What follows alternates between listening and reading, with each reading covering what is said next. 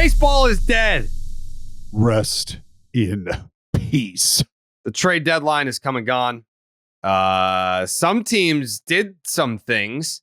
Some teams didn't really do anything at all. I happened to fall on one end of the spectrum personally. My team did nothing at all. There were some, I don't know that there were any surprise moves made. I think that there were some formalities in the sense that we got Justin Verlander going back to the Houston Astros. That surprised, I think, a grand total of 0 people.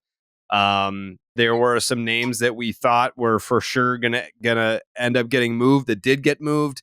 Was there anyone that you were surprised didn't move? By the way, this episode is brought to you by Knockaround. Knockaround sunglasses. Quality polarized, affordable shades, including the new MLB and U.S. women's soccer team pairs. Check them out at knockaround.com.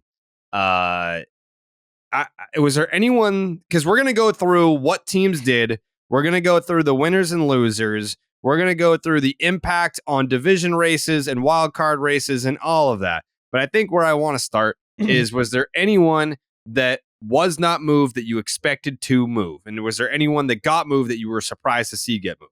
Well, I think one of the names is Eduardo Rodriguez, right? And it's well, he did. Like, I don't even know if you can count that. Like, he did get moved. Well, he just said, like, nah, I'm not doing it.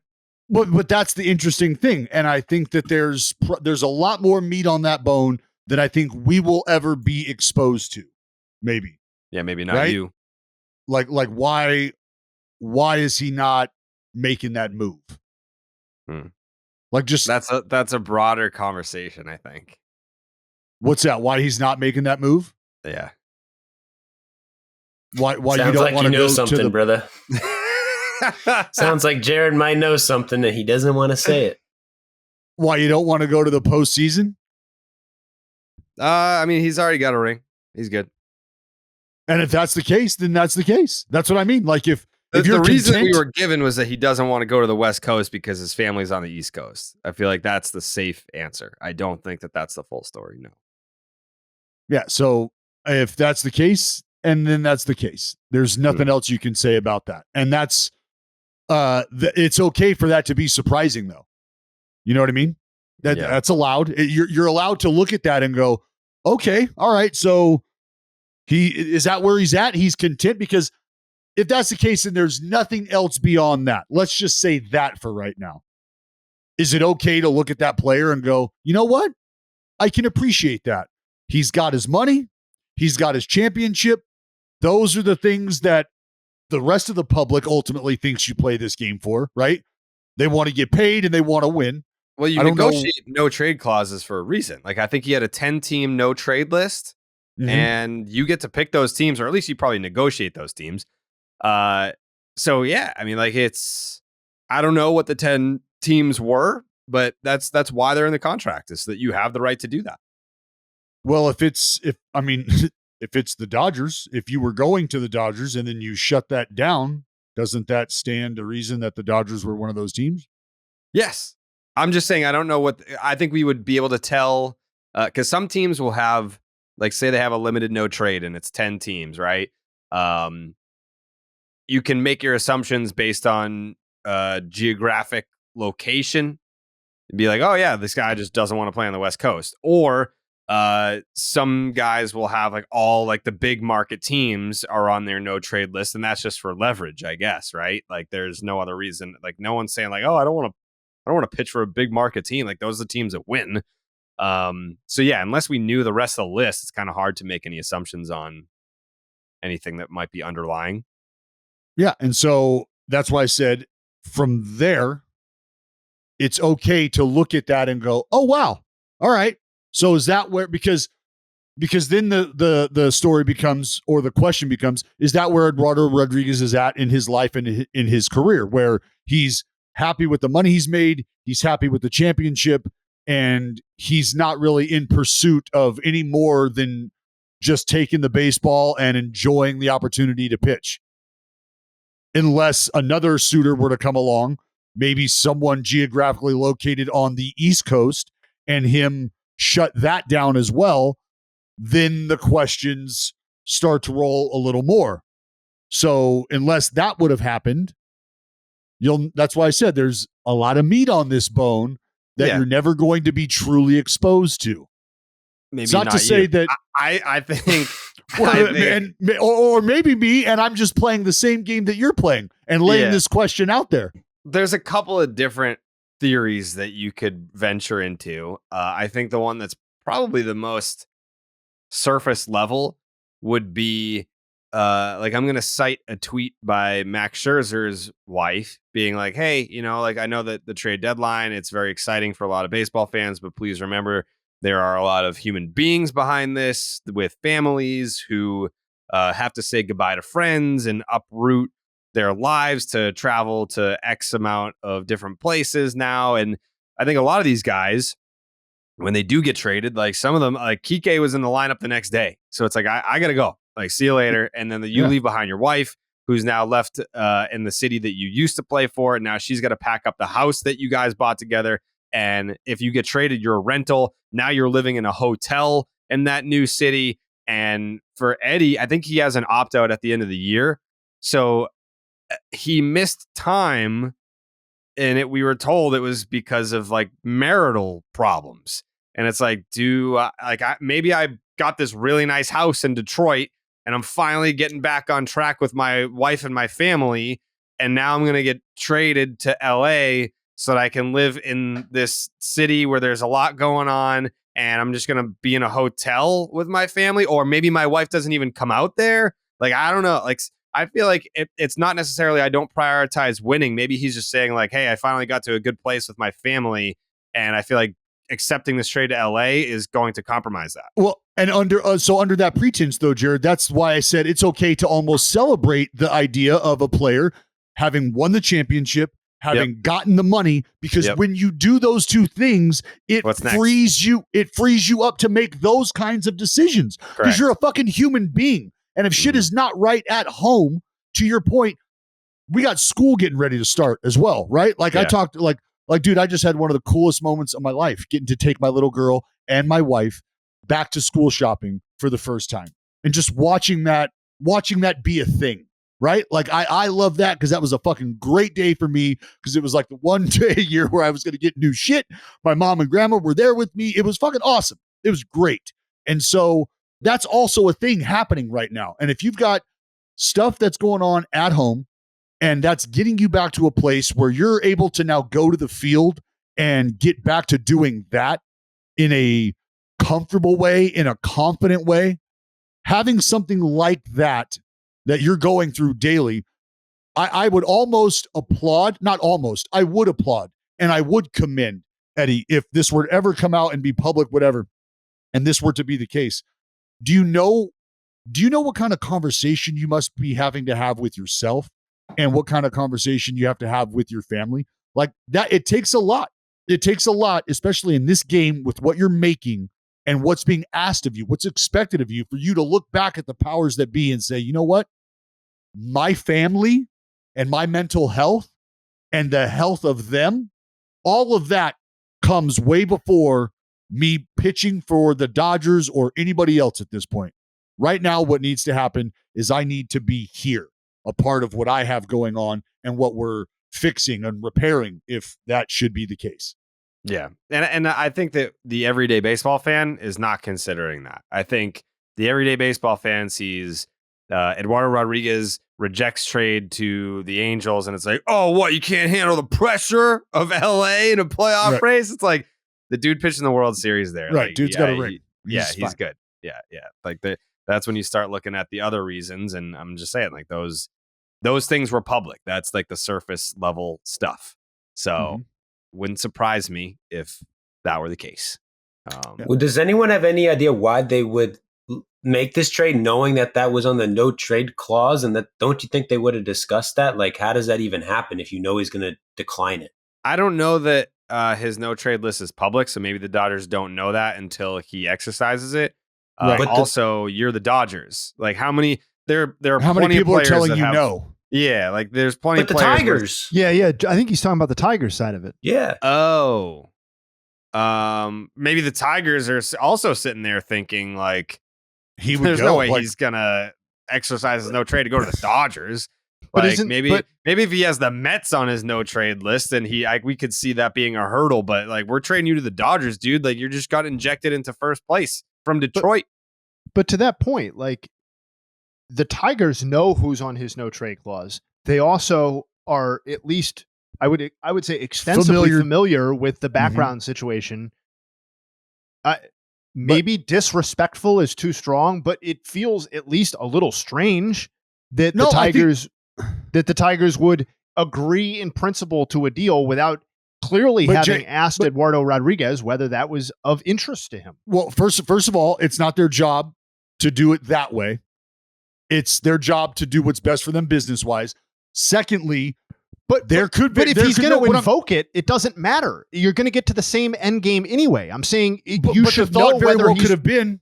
The thought very well could have been, Jay, hey, look, like Jared said, because that's what I was thinking. That was the initial knee-jerk reaction was, oh, the Tigers probably feel like to an extent that this is a get-out-of-jail-free card. This is a, like, spread your wings and fly. Like, we're happy to give you this opportunity. Of course he would say, yeah, it's the Dodgers. Like, he's going from first place to, and maybe they're thinking, hey, if there are other things going on outside of this, maybe the opportunity to get out of this grind of a season right now and get back into like a positive, like maybe that could help everything too. And what they found out was, no, that's not the case. Actually, I need to be here, and I'm going to stay here. And maybe the Tigers were taken aback by that too. Just like the Dodgers were like, whoa, hey, and maybe that conversation's like, look, Friedman, fuck, dude. We thought it was a go. We didn't think that this would ever be a chance. We didn't think he would shut this down. Isn't that just a colossal fuck up by the Tigers to not ask him or his agent, like, what is the deal with this? Because it seems, it's pretty obvious the Tigers wanted to trade him, should have traded him because he's going to leave next year, probably. Mm-hmm. And they could have, you're selling him at like a pretty high price. Like that, they needed to trade him. So if he doesn't want to go to the Dodgers, that's fine. What team does want him? Because there's probably like 5 or 6 teams that wanted him. Seems like it just happened at the last second, and they were like, "Oh shit, it's not about happen. Now we're screwed."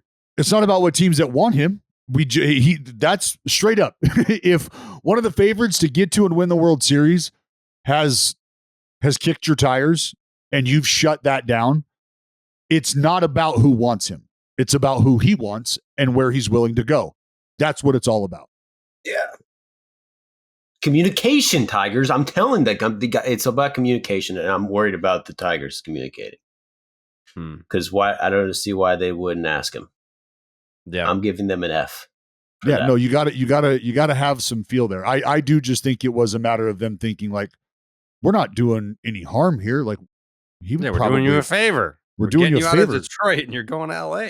You're going to a fucking World Series contender. Like, yeah, of course. Like, you're gonna thank us for this. Yeah. Well, that's our oversight. Whoops. Yeah. Which makes it all the more disappointing about the Red Sox, because I feel like if you were in on Eddie Rodriguez and didn't get him, it's like the next pivot would be to James Paxton. And then by that point, when you get rejected by Eddie, now it's like, fuck, now we're desperate. But they still ended up with Lance Lynn. He pitched well last night.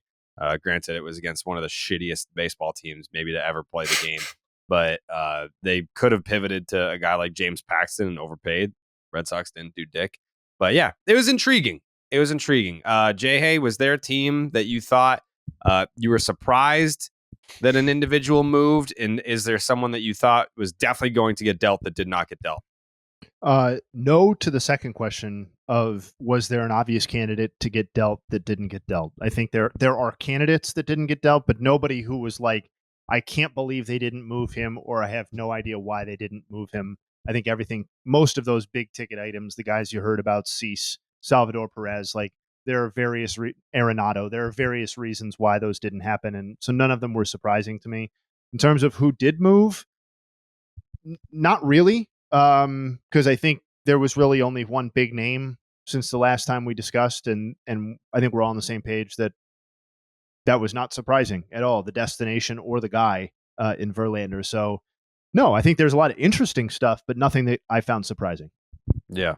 Joe, what was the most interesting move that was made, in your opinion? I got one that's, I think Aaron Savali's pretty surprising to me. Like if you're the Guardians and you're a game back, basically, like you're in the race and you trade your best pitcher. They're smart though, because it's like, yeah, we're in the race, but we actually suck. And maybe that's an indicator of how they feel about the Shane Bieber injury and how like that's going. They may be just looking at it as, hey, let's not do this.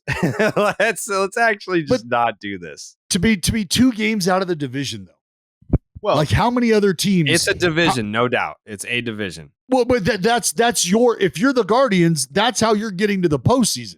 Mm-hmm. Like straight up. And if anybody else was 2 games within their division, which is their golden ticket to the postseason, I think you'd be hard pressed to get guys willing to move. One of the bigger reasons why you're going to be able to continue to compete for that spot in that division. I mean, I think you can certainly criticize the Guardians for selling if you want to. I just don't think it's not surprising to me, really. Like, and it's both good and bad. Like, I think Jared's correct that they assessed this team and said, without a healthy Bieber and without a cloud hanging over Tristan McKenzie's season, we are not, and this offense, which sucks, as we found out again on Tuesday, we are not World Series contenders. The problem is that that's a problem that's largely self-created, right? Like they're not World Series contenders because of decisions that they made, largely, in my opinion. So like, so you don't get the pat on the back for me for that reason right there. It's not like, you wisely assessed your own shortcomings and yes and no. Like I guess the guy they got for him is a higher quality prospect than you would typically expect in a trade for a pitcher of Savali's like track record, I guess, even though he's been very good this year. Savali's under control through the end of 25. That plays a factor here. So like it's nice that they got a nice prospect and a guy who I'm sure, knowing Cleveland's track record in trades, will be impacting the big league club and making me eat any criticism of this trade. It's just it's a pattern, and it's fatiguing when, Josh Bell was the other deal where it's like he was the big offseason expenditure and you traded him and like, okay, great, you got that money off the books or whatever. And yeah, he wasn't helping the team, but like that was also your main offseason expenditure. So it's like, I'm not applauding that deal either. It's just, and you sold overall. And as to the larger point, when you're very close to the division lead and your main competitor for the division also basically sat on their hands, it's a frustrating situation, even if these individual deals could net out as positive for Cleveland. Because it brings me back to the question: what is the value? What is the value of getting into the race? Is it different winning the division, wild card? Do teams even care about that? Because it's just really tough for me to understand how a team just 2 games out decides to move on. You're just 2 games out. It's a matter of a series between you and this team, and you winning that series, and you go to the postseason as a fucking 84-win team. You do. Not them. You do. You just got to win the series. And you're like, no, you know what? No, I don't. No, we don't have that in us. We don't have it in us to win 2 fucking baseball games. Damn. Okay. That's a hell of a fucking message to send to the rest of the group. I'll tell you that. That is a hell of a message. I mean, you got teams bitching, pissing, and moaning that are 6-7 games out that they're not doing anything to bolster a 3-game stretch that they've just been on recently. And now you've got a team going, you know what? Big power bat? Fucking later. Right. Best arm we got? Fucking see ya. And it's not like Josh Bell has not been good or a good signing for them, but it's not like he's some schmuck in that clubhouse. You know what I mean? No. Like he's a respected big leaguer who has a track record of being very effective and being like a legitimate, whatever, maybe he's not a true 3 or 4 hitter, but like a very, a net positive bat, right? And a great dresser. And he's just sent out along with Savali, who, whatever, he is their best pitcher who's upright. Perhaps he's obviously not the best pitcher moving forward on the team, but like, though I agree. Like that it's a shitty message to send I don't want to hear about how Kyle Manzardo or whatever is a guy who could end up being a solid big leaguer for Cleveland, and they get 5 or 6 years of control. And it's like, we do this every fucking year. It's like, if I'm Jose can Ramirez, somebody just Jay, try and win baseball games? Like, yeah. Well, that's if I'm Joe Ram, I'm sitting here going, all right, you guys breaded me up, and I appreciate that. But is this what it's going to look like? There's no way Joe Ram didn't know what he was getting into. No way. Oh no. But he's still allowed. Oh, he's allowed to be still allowed. For sure. Absolutely. Sure. To my point, yes. Yes. you're telling him, sorry, man. Even you, with as good as you are over a 3-game series, you're probably not going to be able to do it for us. You and whoever we can run out there on the mound over 18 innings, we just don't have the confidence. Sorry. And I have almost no doubt that this trade, like if you put it through the trade processor or whatever, or if we look at like career WAR 7 years from now, like the guy they got versus Savali, like I bet Cleveland wins the deal. It's just an exhausting way to experience a franchise when what your primary goal, or like my primary interest in the Cleveland Guardians at this point, is to win a World Series, to celebrate a World Series. They haven't done it since 1948, right? Like, come on. Like, and they just don't operate that way. So it's operating in a fantasy world from that perspective, but it's just a very frustrating fan experience, even if they're very smart people running the team. It's fair. It's been a long time. I don't know how I don't know that I have many Guardians fans on my timeline, but I would love to. Maybe we should open up the phone lines maybe to all the fans in general, but I'm more curious to hear from Guardians fans in regards to like you were what, 2 games out and your team sold? I don't know.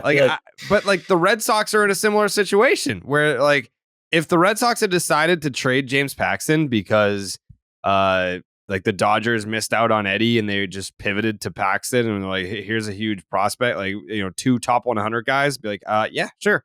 Here you go.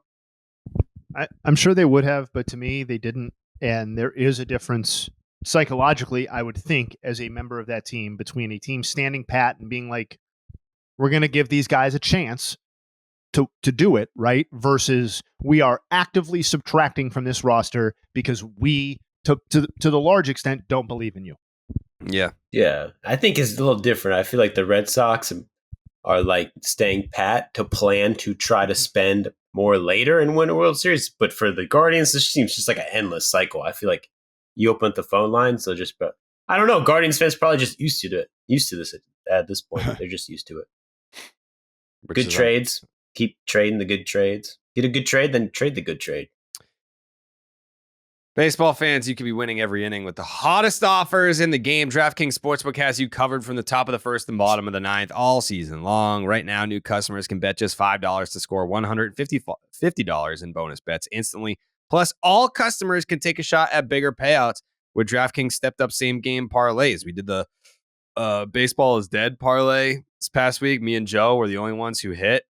Not going to mention who didn't hit. We're just going to point out the positive. Me and Joe hit. Open up the DraftKings Sportsbook app, opt in, place your parlay by combining 3 or more bets from the same game.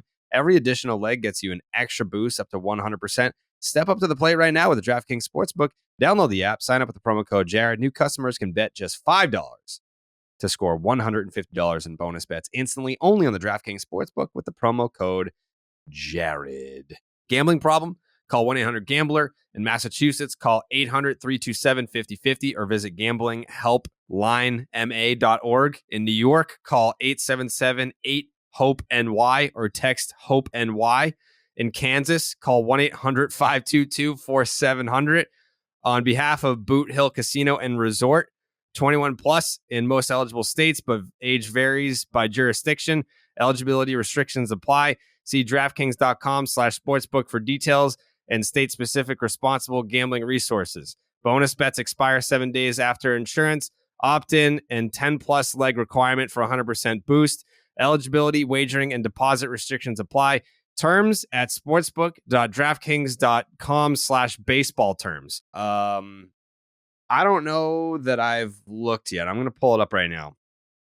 because now I'm kind of curious with the addition of Justin Verlander. How does that impact the playoff odds for the Houston Astros versus the Texas Rangers? All right. So right now, the Houston Astros, 60.3% to win the division, 34% for the Rangers. I would love to see what that was like 2 days ago. But to make the playoffs, the Astros, 87.6%. And to win the World Series, 11.3%, which is the same percentage as the Tampa Bay Rays. The Orioles are no respect from Fangraphs. The Orioles 3.8% to win the World Series, 11.3 for Tampa Bay. Also Houston 11.3. Do you agree with that? Jared, what if I told you I could tell you what those odds were 2 days ago? On Monday, tell me what those odds were 2 days ago. On Monday, the Astros Rangers were 50 for the Astros and 39.8. We'll call it 40 for the Rangers. So I'm no mathematician, but that seems like a 10 percentage point swing. Up 10 for the Astros and down 5 for the Rangers. So 15 percentage point swing. Wow. That is that's noteworthy, as we say in the biz. Because it's the same gap. It's the same gap in the division as it was at that time. Yeah. So yeah. Justin Verlander dragging it back to Houston. Dragging what? Dragging the wagon back to fucking Houston. That's what he's dragging back to Houston. Yeah. It's kind of surprising, dude, because the Rangers added like 3 guys. Rangers got Jordan Montgomery. Montgomery. He's got a wagon. Yep. They got Max Scherzer. He's got a wagon. Yep. That they've loaded up. Chapman, too. I count Chapman. Chapman was a while ago. Counts. Chapman definitely counts. Yeah, if you're a player on a team that's contending and you look around the league and you see all these other teams just loading up. That's why, I mean, I know people were unhappy with it, but I tweeted out yesterday giving credit to the Houston Astros because I said, cheating aside, and I was going to please no one with this tweet because if you're an Astros fan, like I'm trying to compliment the Astros, but you can't compliment the Astros without saying cheating aside. And they're going to take it, oh, yeah, you're just going to bring up the cheating stuff again? Like, yeah, you have to. Like, how am I going to say that the Houston Astros are the model organization without mentioning cheating aside? They draft and develop well. They retain their stars well. They spend money in free agency. And when they feel like they can go for it, they will trade for stars. Like, those are all the things that you could ever ask for as a fan from your organization. And so obviously you're going to get the anti-Astros crowd that hates that tweet because you're saying something nice about the Astros. And then the Astros are going to hate that tweet because you're mentioning the cheating stuff. But either way, it's meant to be a compliment because I think it's a valid point when you point out all those things about Houston. And then you'll have the people that will say, well, they just gave up a top 100 prospect to get back a pitcher that they already had. It's like, well, yeah, okay, fair. But if you're Justin Verlander and you're sitting out there in free agency, I'm sure the Astros try. It's not like the Astros were like, you know what? Fuck Justin Verlander. After his sub-2 ERA last year, we think he's rinsed. I think that they probably looked at Justin Verlander being a 40-year-old man and said, you know, here's our number. Here's what we're willing to go to keep you here. And then Steve Cohen said, you know what? Blow it the fuck up. We're gonna make him the highest paid pitcher in a single season ever. And what are the Astros supposed to do in that case? It's not like they made an assessment and moved on from Justin Verlander. The team that he went to is the team that Steve Cohen pumps money into. Of course he was going to go there if they made him an offer that he quite literally couldn't refuse, which was an offer that made him the highest paid pitcher in baseball history for a single season. So I'm not even going to make it a knock on the Astros that they had to give up. What was it? The number 68. It was their top prospect in their system, the number 68 prospect in baseball, to reacquire Justin Verlander. But then there was also an offset of money as well. So in reality, a massive offset of money. Yeah. By the way. Yeah. Massive. Like what? Like 50 something million? Yeah. I think it has the option has to vest for all of that to be the case. But yes, I think it's totally fine if both teams, like the reconsiderations that both teams made in this trade were smart and okay, right? Like it's okay that the Astros didn't sign him to some megawatt contract that was way out of the ballpark and reassessed a couple of months later that at a vastly reduced price and with a prospect attached, and with them in the division hunt and the leverage very high, that they were able to go out and acquire Justin Verlander. And it's fine that the Mets said, hey, this isn't working. We're going to do exactly what we did with Scherzer, which is pay a massive amount of money down on this deal to acquire a premium prospect. Both are fine. Yeah. Well, I think it was the move that surprised no one. It was a necessary move for the Astros to make, and how fitting that on the day that the Houston Astros reacquire Justin Verlander, Framber Valdez, the king of the boulder shoulders, goes out there and throws a no-hitter, one walk away from a perfect game, I believe. One walk away. This dude was on fucking point. 17 out of 27 for first pitch strikes. To do this in under 100 pitches as well, the Maddox, as we know it and love it to be.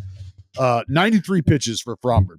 34 fastballs, 27 for strikes. He had one swing and miss on the fastball all day long. One swing and miss on the fastball. Sinker guy. Keep you on the ground with the best of them in the league. High water mark.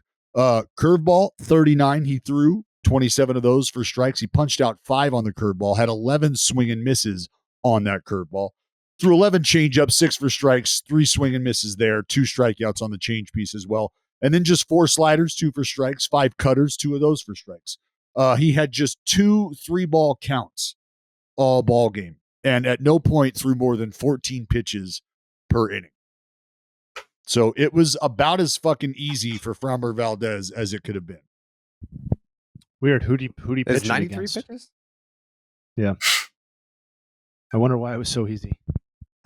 I mean, honestly, I think I saw a stat. It was the 5th time since 21 they've been no-hit, and they don't have a no-hitter of their own. They have like the longest active streak since I had it in front of me. Doesn't matter. What a sad what is it? The Astros like 5th no-hitter since 2019? Yeah, well, they threw one in the fucking Playoff. World Series. Oh, yeah. Yeah, so they haven't, Guardians haven't thrown one since 81.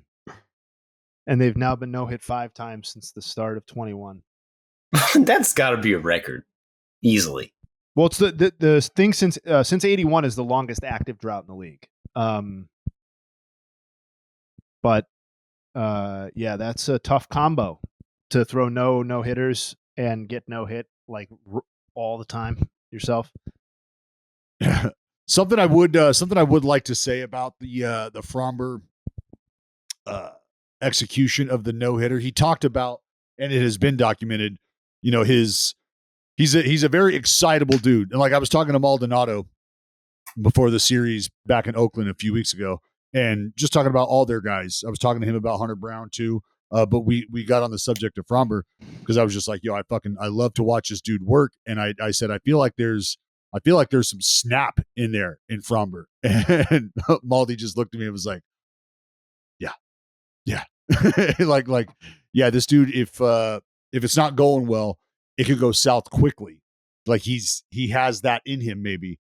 But he has done a great job. He went and saw a sports psychologist, and just for young coaches or players listening to this, your biggest weapon is going to be your mind in this game. It is going to be your biggest weapon. It's going to be the one that you lean on in the most pivotal moments of competition, live or preparation for it. And if you're not mentally prepared for what's coming and you're not able to handle the hurdles that get set up in front of you and mentally clear those, you're going to be stubbing your toe. You're going to be tripping on those hurdles for a long time until you figure out how to get to a place mentally where you can compartmentalize information, the moment, and emotion, separate them all, and tap into them when you need to. And that's something that Framber has done a phenomenal job of, just talking to people around him and him talking about it himself. So for him to experience what he's experienced and the way he's pitched here recently, he's talked about like it's because of a level of focus and a level of attention and preparation that I'm able to do these things. So you're hearing it from somebody who's executing at the highest level right now, at the biggest level in our game. Just take note of that. Might go out and win a Cy Young. Quick nug on those 93 pitches to bookend that. That is the fourth fewest in a no-hitter in the Baseball Reference database. The only instances with fewer pitches in a no-hitter, Darryl Kyle, rest in peace, in 1983. 83 in 1993. David Cohn, the perfect game in 99, and Jim Bunning in 1964. So, to Dallas's point, the model of efficiency in this game made it look easy. Yeah, There's just something about a guy knifing his way through a lineup as easily as could be. Yeah, you hate to see it. If you're a fan of the Guards, it's a tough pill to swallow on a. What? And you know what else makes it easy, Jared? Too, is there's zero power threat. You know what I mean? Like here it is. Here's 93 middle. Stephen Kwan, have at it. Those had to go after the chosen Quan of all people. Well, he's kind of like the face of that approach, though. This is not a knock. All right, you can go to his fucking Savant page and go, oh, okay, that's what you mean. I mean, yeah. I gotta say, I applauded Miles Straw and Stephen Kwan when we were in Cleveland for the work that they've been able to do, provided what it is they bring to the table offensively. And for the Cleveland Guardians to be able to get to the fucking postseason without a home run for their center fielder for the first time in the history of the fucking game. You know what the problem is? Is they're trying to repeat that fact, which you shouldn't do. It was the first time ever. You shouldn't try and go for the second time ever the very next season. Miles should go ahead and hit a home run. No, the other thing, those snarky ass tweets from what was it, the 21 postseason, or that where that from the Cleveland account about, oh, this is our approach and this is how we do it, and it's like, oh, okay, but or was that maybe it was just last year? Time doesn't. Well, Jay. What makes it tough is to be a bat to ball team and not be able to get the bat to the ball. That is a huge. It's a bad mix, dude.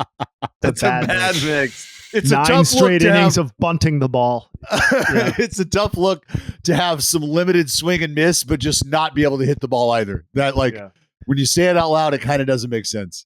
It's like, what was that? The old saying, like spawn sane and pray for rain. It's like whatever the rhyme would be, where you're just waiting for Jose Ramirez to bat every time. You just wait 8 batters for Jose Ramirez. So you guys don't swing and miss at all, really, huh? You guys put the ball in play a shit ton. Yeah. Well, how many hits did you? Well, no hits, but it was. So you do hit or you don't? No, we just don't swing and miss. We hit like batted 4 hits. Batted balls, not hits. Yeah. Yeah. What a world. We got to talk about the American League East, because some teams, the storyline is that they did make moves, and some teams, the storyline is that they did not make moves. But if you are interested in seeing the Baltimore Orioles debut of Jack Flaherty, boy, do we have an app for you. It's the Game Time app. Because buying tickets to your favorite events shouldn't be stressful. Game Time is the fast and easy way to buy tickets for all sports, music, comedy, and theater near you. With killer deals on last-minute tickets and their best price guarantee, you can stop stressing over tickets and start getting hyped for all the fun that you'll have. Maybe you want to head down to Tampa and see Aaron Savale. Maybe you want to go to Baltimore and see Jack Flaherty. Yeah, download the Game Time app, and you can get those tickets the day of. No problemo. Forget planning months in advance. Game Time has deals on tickets right up to the day of the event. Get exclusive flash deals on tickets for football, basketball, baseball, concerts, comedy, theater, and more. The Game Time guarantee means you'll always get the best price. If you find tickets in the same section for less and row for less, Game Time will credit you 110% of the difference. Get images of your seat before you buy so you know exactly what to expect when you arrive. Buy tickets in a matter of seconds. 2 taps and you are set. Tickets are sent directly to your phone, so you never have to dig through your email. Download the Game Time app, create an account, use the promo code Jared, Jared, for $20 off your first purchase. Terms apply. Again, create an account, use the promo code Jared for $20 off. Download the Game Time app today. Last minute tickets, lowest price guaranteed. So I think this past offseason, one of the teams that I had circled in hopes that they would do something was the Baltimore Orioles. I think they once pretty much, it wasn't like the exact day that Adley Rutschman got called up, but it was right around the time, a little bit before Adley got called up, was when the Orioles really flipped a switch, and they've been running ever since as like a top team in the American League, not just within their own division, but remember, they have not been swept since Adley Rutschman showed up to the big leagues. Is that for real? That's a fucking fact. Wow. It's still a fact. It's still true. That's it's crazy. still real. Like, That's just crazy. like, if you're ever thinking about the impact of a player on a team, that right there speaks volumes. Yeah, I would say so. Yeah. So the Baltimore Orioles had a lot of momentum going into the offseason, thought that maybe they would try and build off of that in terms of spending in free agency. They did not. I mean, like, they made a couple moves, but nothing noteworthy in the pitching department specifically is what we're talking about.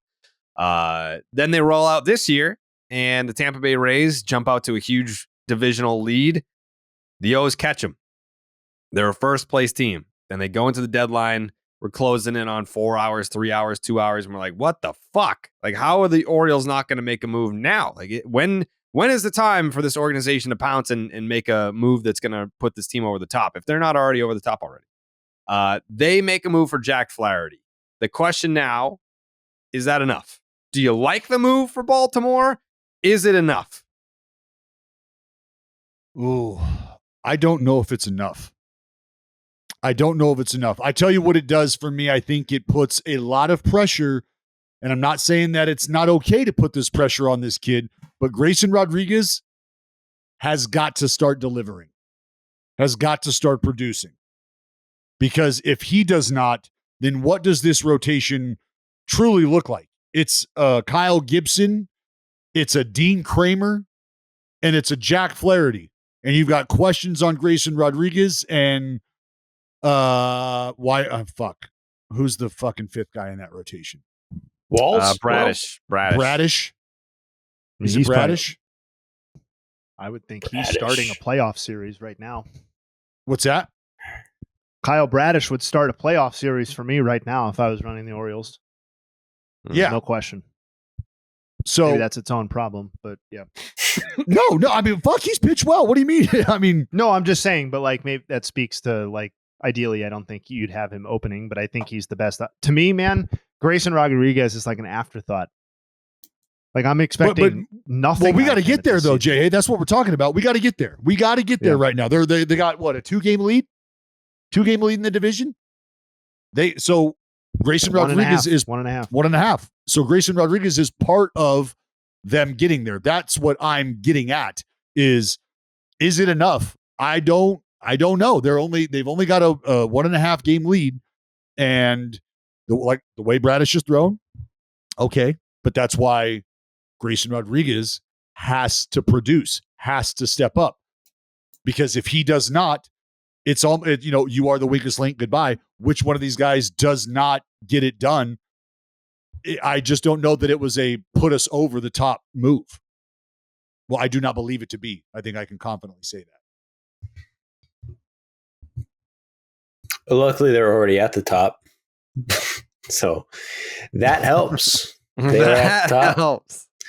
I wouldn't say he's but like, what one pitcher does put you over the top for the Orioles? You know what I'm saying? Like, what pitcher are you going to get that's like, okay, now. Well, I didn't think they're going to win the World Series now. If they take Max Scherzer, things may be feeling a little different. Yeah, Verlander would. Yeah, Verlander. They were in on Verlander, I believe. I don't believe that. I think we were operating in a fantasy world if we were expecting the Baltimore Orioles with their spending history to get seriously involved with either one of those guys. I think it would have been awesome if they had, but I think Giolito was the one guy that maybe that's what I was just would have been a quote unquote difference maker for this Orioles team that was available. But it sounds like the Angels paid up in that regard. And I also think he probably went quicker than other teams anticipated.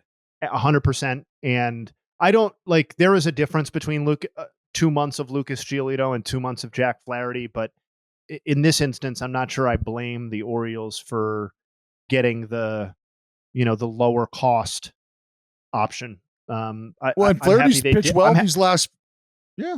Yeah, and I'm happy they did something. I'm not an Orioles fan, but I do think it matters that they did something and they got a guy who, I think makes their rotation better, even if he's not the Jack Flaherty from 4 years ago or whatever it might be. Well, he's got just over a 3 over his last 5 starts. He's thrown the ball well as of lately.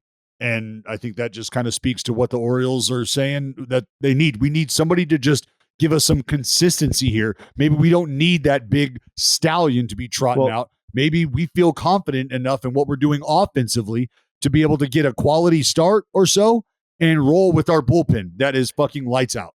I also think it's fair if you're the Orioles to step back in the AL East and be like, we think we are at this point objectively the best team in this division. I think that's a totally fair thing for them to think. And if you think that and you're looking around your division and being like, nobody else has made a game-changing move, right? The Rays, Joey brought it up. We like the Savali addition for the Rays, but that's not like drastically changing your fortunes. And even the Blue Jays add, with Jordan Hicks or whatever is not changing the dynamic of the team fundamentally. I think it's okay that they looked around and said, we're going to make an incremental decision instead of a complete revamping of our finances or our prospect system or something. Does the Jordan Hicks move, though, to Toronto kind of put the Blue Jays in a similar spot as the Orioles right now, where they feel like what we're doing offensively is we're comfortable with it. We're okay with what we can bring to the table offensively. But now we add a Hicks to a Simber and Romano, because Romano's coming back. He's not done for the year. No. Now you add a Hicks to a Simber Romano bullpen, and now they have maybe a similar strength that the Baltimore Orioles do. And maybe their rotation feels a little better about themselves than the Baltimore Orioles do. And offensively, they feel like they stack up. So I'm not saying Hicks is a get me over the top move, but could he very well be an addition to that bullpen, kind of like the Orioles have their bullpen set up that would allow the Jays to feel like they can compete 7.5 out, no problem. We feel like we've kind of put ourselves in a similar position bullpen wise that the Orioles have going on. Are we confident too?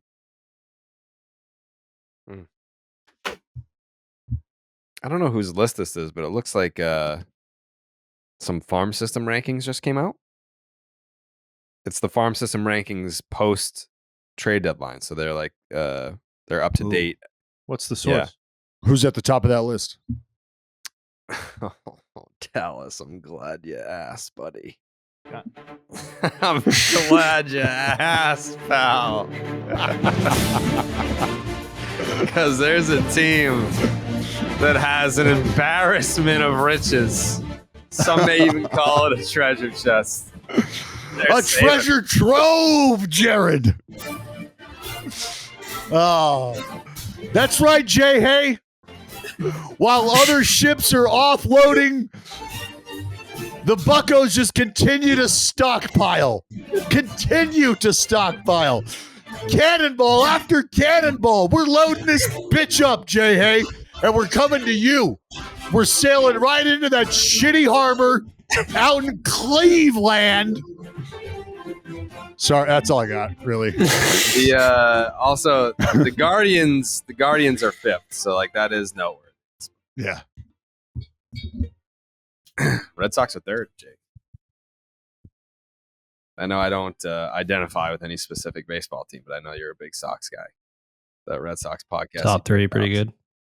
Top 3 system, pretty good. Yeah. Cubbies coming into number 2. Nats at 4. Somehow the Dodgers are 6th. How? How do they always have a top 10 farm system?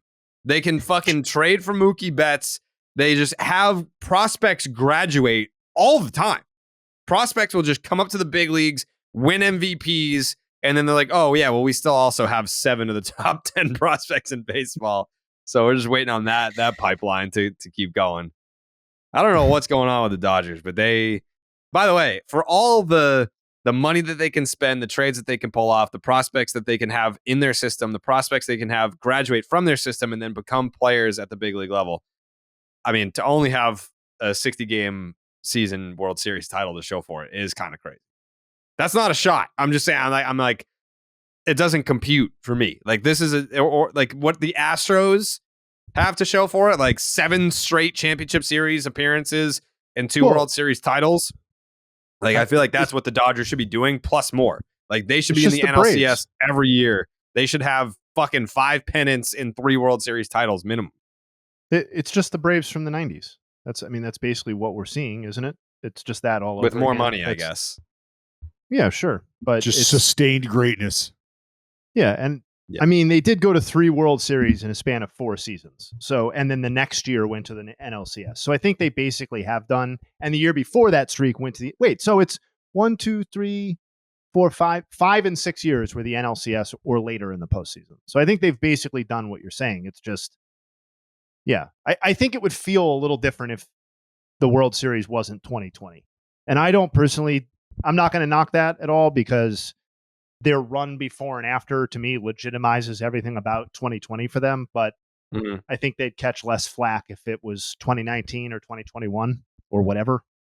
I've always said that it's legit because they went through all the teams that they were supposed to go through to get there. Like, if it was a 162-game season, they beat the teams that they were supposed to beat. Also, the 2017 World Series that they lost 4-3, like, if we're gonna, you can't give them that World Series, of course, but I think we're all intelligent enough to compute in our brains, like, whatever you want to deduct from their 2020 season, which I still think is bullshit, by the way. Like, we don't have to do a COVID season conversation, but I think in some ways it's more impressive to have won the World Series that year. But they lost 4-3 to the Astros in 2017. So it's like, can we just give them the benefit of the doubt this time? Yeah. Yeah. I mean, I've always said that. I give them 2020. I know we joke about the 60-game season, yada, yada, Mickey Mouse World Series and all that, but they beat the teams that they would have had to go through if it was a real 162. And I think it's better because of that 60-game season that we were able to see a healthy Clayton Kershaw. If it's 162, do we know for a fact that Kershaw is going to be there pitching innings in October? Probably not. So I think we got the World Series that we were supposed to see from the Dodgers in 2020. But anyways, all that to say, the American League East, you had the Orioles add Flaherty, you had the Rays add Savale, you had the Jays adding Hicks, and then you have the New York Yankees.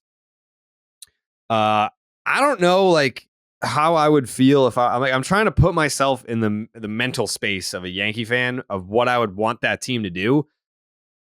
They were upset that they didn't buy. Like, that seems to be the reaction on my timeline, was that Yankee fans were upset that the Yankees didn't buy at the deadline. What the fuck are you going to buy? Like, what is going to save you from your season? Maybe I got this wrong. Maybe the everyday Yankee fan wanted them to blow it up, but it's like, what do you sell? I think Cashman was kind of talking about it, saying, we weren't just going to flip guys for pennies on the dollar just to trade them. And we figured it made more sense to just keep them here and roll the dice and see what happens because we still have a talented team. And people were freaking out about that quote when I kind of agree. Like, if I was in Cashman's position and I've got teams calling me saying, I'll take DJ LeMahieu, I'll take Anthony Rizzo, and they're offering like Johnny Slapdick from High A, who either is never going to make the big leagues or wouldn't make the big leagues for like 5 years, then I'm probably saying, yeah, no, I'm good. If that's your best offer, no, I'm good. Like, I don't necessarily need to move on from these guys. If there's a team desperate, like, I think Rizzo has tanked his trade value in the last month and a half. He's been fucking abysmal. He's been a scarecrow with the bat in his hands. DJ LeMahieu, same thing. Like, some of these pieces that they could have traded off they're not of value to anyone. So you would just be Did you see trading that them. Just tweet? to trade them. What? You see the tweet about where they're like the camera angles? They were just the camera just panned to the each entire roster. Yankee player, and Yeah. I mean every one of them was just like, "Get me the fuck off of this field right now." Yeah. It was a glaring clip, but yeah, I know that like Brian Cashman gets all this flack for like, what the fuck? Like, you didn't do anything. But I mean, I guess he could have been more aggressive for Tommy Pham. Like, they needed a right field. I mean, a right-handed outfield bat. But it's like, is Tommy Pham getting you out of last place? No, like, come on. There was no move they could have made that would have turned their season around. And if that was the market, if you were getting pennies on the dollar for some of the guys that you could have traded, because it's let's face it, Josh Donaldson. Did you see the other clip? Like, they have Josh Donaldson on the injured list, but he's like, every day he's taking batting practice. He's taking infield. Like, he's healthy. He's fine. It's just he's phantom IL'd right now. Yeah, he's phantom IL'd right now. So it's like, you just got dead money everywhere. And yeah, I don't know what they expected at this deadline, but that one felt inevitable that the Yankees were just going to stand pat, because what the fuck could they have done? The water's just poisoned, right? With the fans and the front office. I think it's that simple, right? Like, because I think you're 100% dead on correct that this was a totally reasonable path for them to have taken, adding two relief pitchers. So as little as you could do and say you did something. I just don't think the fan base is in a trusting position with Cashman and the ownership and all that sort of stuff right now. And this was going to be. I think it's reached a fever pitch this year. I think this is the first year where it really has some teeth to it and some legitimacy to it. I think because I think this roster is flawed in a way that previous iterations weren't. So I do think some of those complaints are more legitimate than they were in seasons past. But I think Jared's right. I think you would have gotten a similar tone almost regardless of what the team did. If they sold, you would have gotten, "Oh my God, how are you blowing it up?" If they would have gone and bought some veteran for the top 2 or 3 prospects in their farm system, you would have been like, "Why are we giving up all this farm system equity for a 5th place team, et cetera, et cetera." So I think it's complaining to complain in this instance, even if they have a broader correct point on the 2023 season overall. Joseph, where are you at on what the Yankees did at the deadline? Hey, man. Every time the Yankees trade for a guy, they always suck. So, like, other than that, it probably has something to do with it, maybe. And they're a little scared because it's like a lot of guys who they traded for kind of suck, leave, get better immediately. So, yeah. Yankees are kind of bland these days, I will say, which is sad. And with Garrett Cole and Aaron Judge, they are the new Angels. See, I said, are the Angels the new Yankees? Because I've been seeing a little bit of spice, some juju coming out of the Angels. Beat my Braves. Neto got hit by a pitch last night. He's back getting a hit. I mean, he's back. I know we're talking about the Yankees, but got a little juju going. Yeah. I mean, that's a good point. I just think I think there's got to be some sort of movement on the horizon in that front office with the New York Yankees.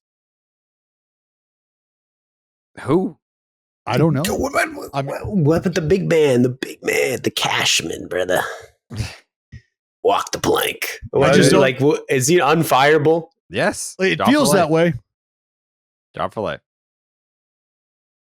Mm-hmm. Well, if there was any time to fire, I feel like they're running out of like time. I think the Yankees are getting more comfortable with being a team that operates within the confines than they are being a world beater. It's easier to just operate in these confines, right? To operate under the luxury tax and have that be a thing. And it's easier to just go about the day-to-day in that regard. than it is to be the big bad New York Yankees that they were under the boss. Just easier. I guess. And it's the fans coming to that realization that that's what the front office is doing. It's honestly, Dallas, it feels it feels like once the Red Sox started to that comeback in 2004, that the Yankees just inherited all the Red Sox misfortunes. It was like Space Jam. Like they took our talent, but they took our misfortune. Because think about how excited Yankee fans were when they traded for Giancarlo Stanton. Like they were like, we got Judge and Stanton in the same lineup. And then they promptly booed him off the field. Booed him off the field. I mean, he was pretty good in 18, and he showed up in the postseason in 21 for that one game that they played. But I mean, like that's a dude. They just have a lot of bloated contracts now. You all the pomp and circumstance after signing Aaron Judge, and then he breaks his fucking toe. Garrett Cole, not a disappointment. Garrett Cole has been worth every penny that they've paid him. But Rodon, it's like, yeah, we'll give this dude 5 years, 150, whatever the fuck. That dude sucks. He's terrible. That dude is ass. I don't remember. I'm just blanking on his name. The guy they got from the A's, who's disappeared. He's injured this year. Montas? Yes. Yeah, Frankie Montas. Yeah, they traded for Montas, and his shoulder fell off. They've just had a lot of misfortune. Anytime the Yankees have done something where the reaction in the immediate was, "Oh fuck," like to quote a friend of mine, a very dear friend, "Empire's back, baby." Anytime that has been the reaction to a move the Yankees have made, it has just been categorically an abomination after that. And it's still early on the Judge contract. Not a good start. The Rodon deal looks pretty bad right now, and the Frankie Montas trade doesn't seem great. You know, like I don't know. It's not the Josh Donaldson. Remember when they fucking traded for Josh Donaldson and used all that money instead of signing? Well, good thing that they avoided Carlos Correa, because imagine if they signed Carlos Correa this past offseason, that was their shortstop. But again, calling up Anthony Volpe. Oh, he's the next Derek Jeter. Actually, he kind of sucks. He has not been that good at all.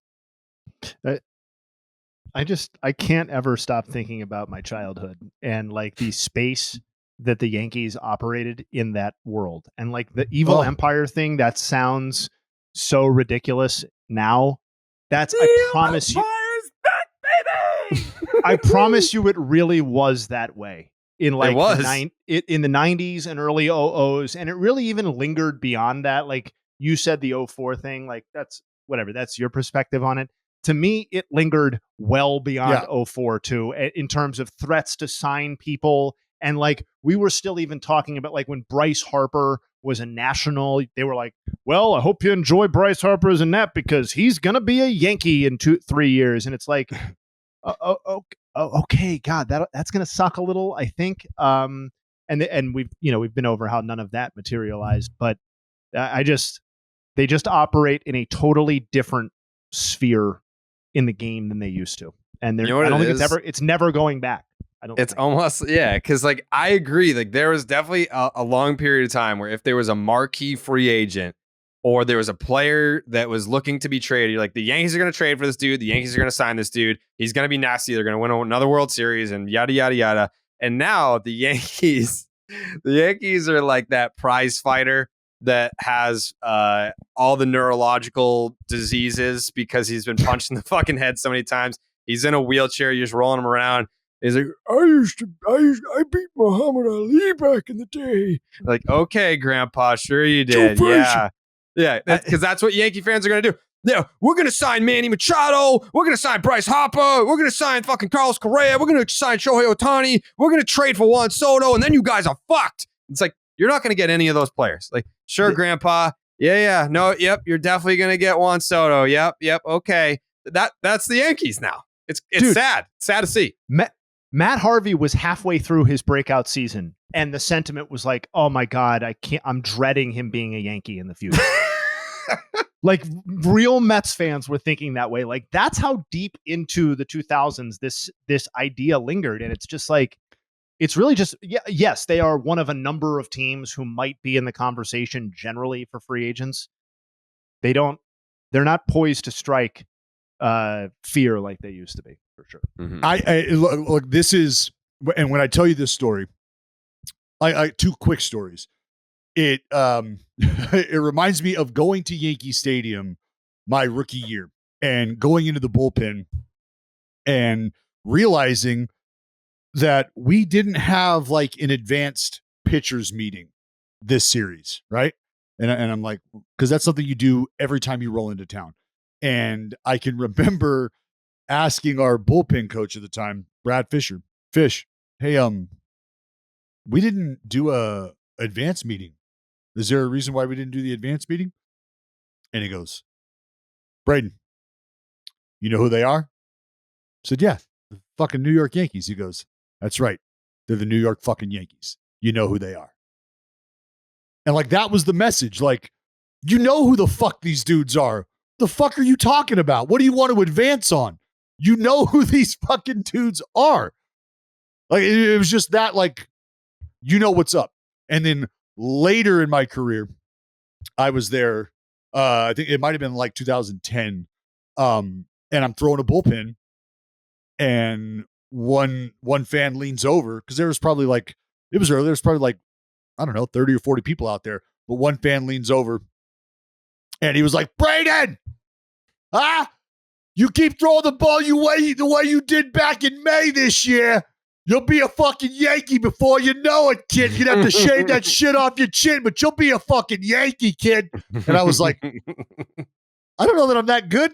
I don't know that I'll be a Yankee, but it was just like, that was the fucking thought, right? Like, anybody that was doing anything worth note anywhere was like, oh yeah, we'll go get him too. Like, Braden, you could shine the shoes for the rotation. We're not going to pitch you, kid, but God damn it, you'd be a great guy to run the ball out to the starter, huh?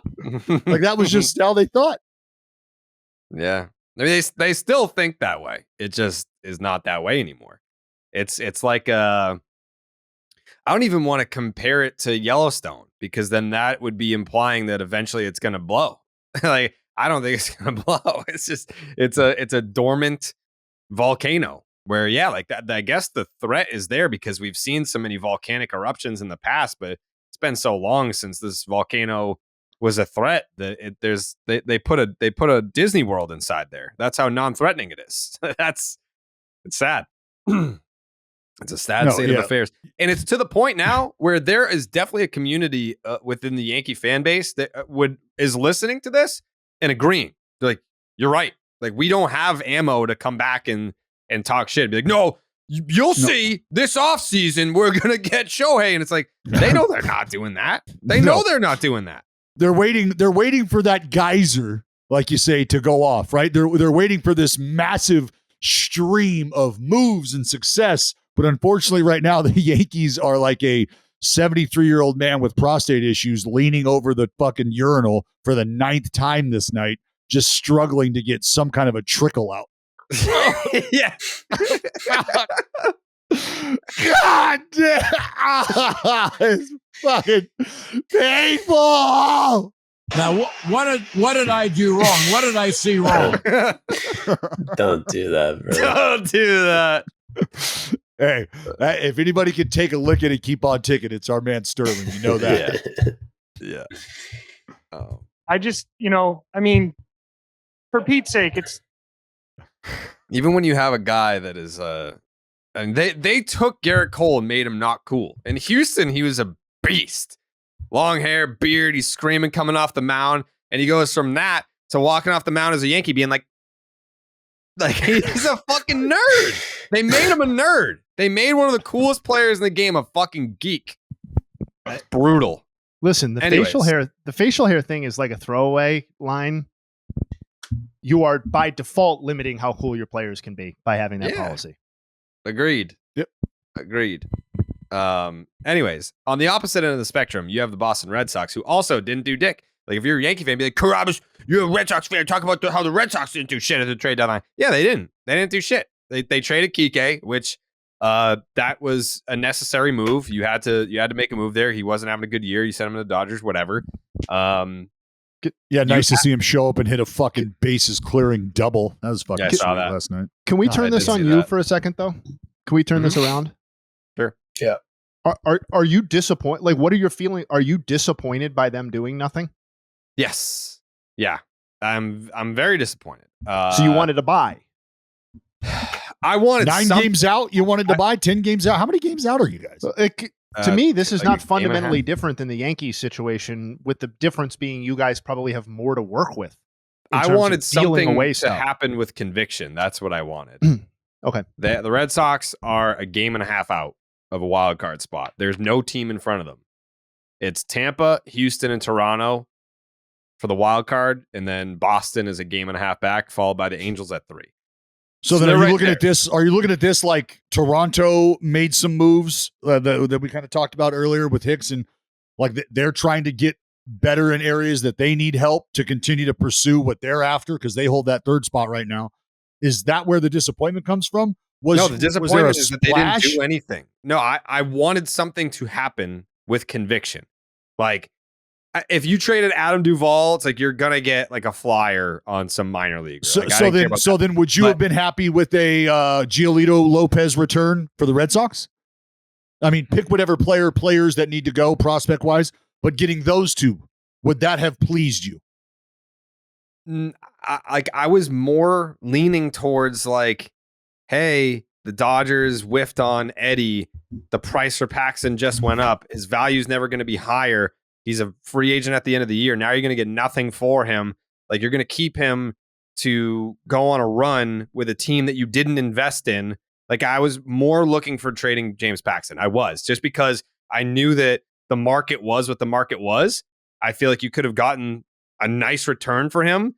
And I don't think that it's very similar to other teams where I don't think that there was one singular move the Red Sox could have made that would have made them World Series contenders. Like, I know it probably sounds selfish or whatever, but I'm just like not trying to go all in on a team that I don't believe can win a World Series. Like, I don't think that there was like Lucas Giolito and a Ronaldo Lopez. Does that make the Red Sox a World Series contender? No. All due respect to those guys. No, it does not. What does trading James Paxton bring you that changes that outlook for you? You probably could have got a couple more top 100 guys. And then those guys, so you just wanted moves. Because I guess I'm confused here because you're bitching about the fact that they did just nothing out of the with wild convention. card. I'm not. They're just out of the. No, I'm saying they're.